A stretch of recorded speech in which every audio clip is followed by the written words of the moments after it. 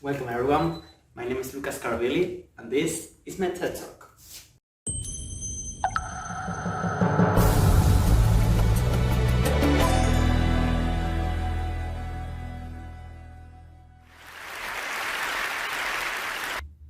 English is the universal language. That's what my English teacher told me about 10 years ago when I asked him why we study English.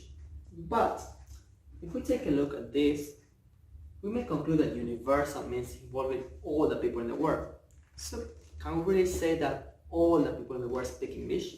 I don't think so. I think that what he really meant was that English is de facto global lingua franca. It's a language of air traffic control, diplomacy, academic papers, and of course the internet. In fact, about 55% of all the content which is available on the web is in English. So that there is one huge question which arises: how many people do speak English? If we take a look at the most reliable sources, we may conclude that about 20% of all the world's population speak English somehow. So, which are the factors that had led to these outstanding figures? Well, the first one is imperialism. What we are seeing is the British Empire at its maximum extent, that's 1922. Some quick facts about the empire in which the sun never sets are that it is the longest empire that the world have ever seen. By 1922, it covered a quarter of the Earth's surface and they rule over a fifth of the Earth's population. So what we have to say is that once that they have settled on these colonies, they impose their language, they impose English. So this is the first factor.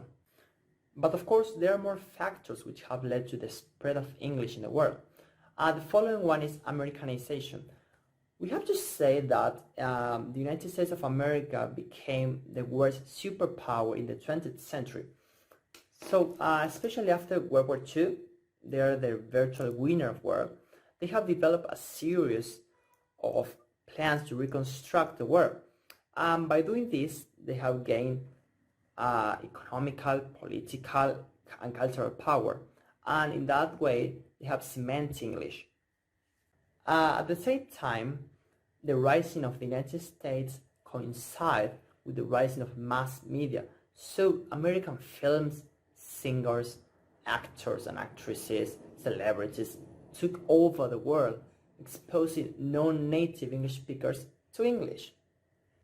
The following factor is that despite the fact that learning English is not a walk in the park, and actually learning any language is not easy, English is one of the simplest languages to learn.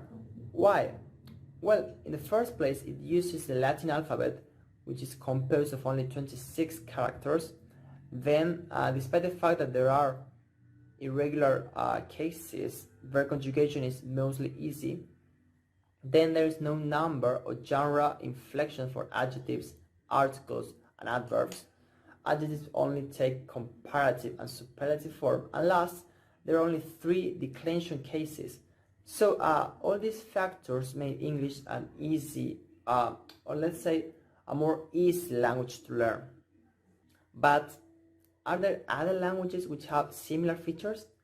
Well, actually yes. So let's take into consideration Thai and Chinese. Both languages share most of the features that we have previously mentioned.